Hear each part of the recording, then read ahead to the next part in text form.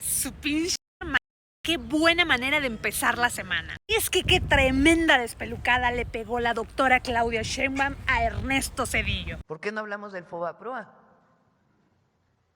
Porque también es autoritario rescatar a unos cuantos, hacer deudas privadas como deudas públicas y dejar en el desamparo a millones de deudores en nuestro país, con una deuda que seguimos pagando, las y los mexicanos. ¿Por qué no hablamos de la privatización de los ferrocarriles? Porque eso también es autoritario.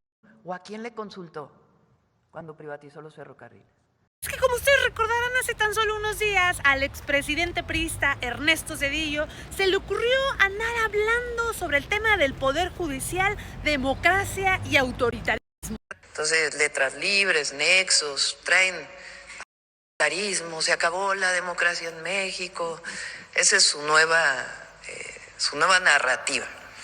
Como ya nadie les cree, ya tienen muy poca, entonces ahora andan buscando nuevos voceros. Bueno, se van a buscar a Zedillo como vocero. A buen árbol se arriman. Expresidente de México. Vamos a hablar del sexenio de Zedillo. ¿Por qué no hablamos, hablando de democracia, de las maneras de actear, del charco, del bosque, de Aguas Blancas? Pero nosotros no reprimimos. Vamos a hablar de democracia. ¿Por qué no hablamos del FOBAPROA?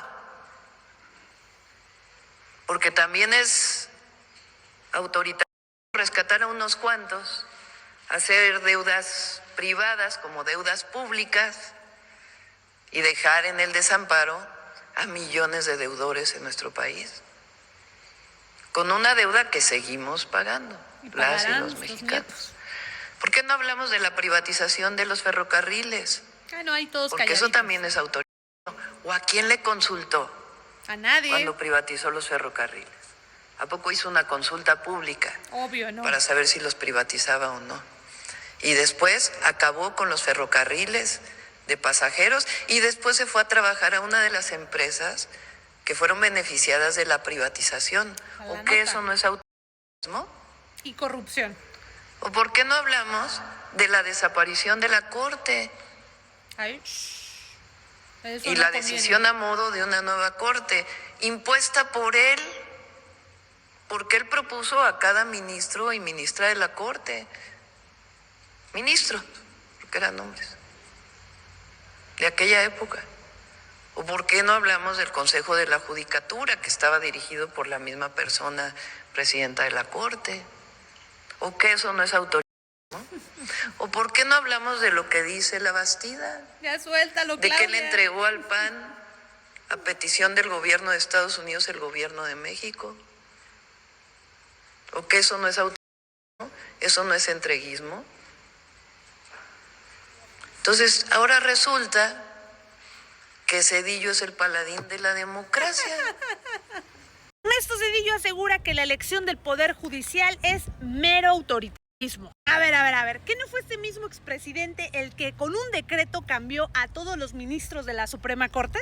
Sí, así como escucha, cuando gobernó Ernesto Zedillo, de un decretazo quitó a todos los ministros de la Suprema Corte de Justicia y él impuso a sus ministros. Y la pregunta es, ¿cómo carajo se atreve a hablar de democracia? Y peor aún, que algunos medios de comunicación le estén dando voz y eco. ¿Cómo se atreven a hablar de democracia que no saben ni con qué se come eso? Sin dejar de lado todas las atrocidades que este expresidente hizo durante su administración y todas aquellas personas que estuvieron vinculadas a él, sea del PRI o sean del PAN. Pero bueno, ¿qué nos podemos esperar del padre del FOBAPROA? Uno de los actos de corrupción que más han perjudicado a los mexicanos.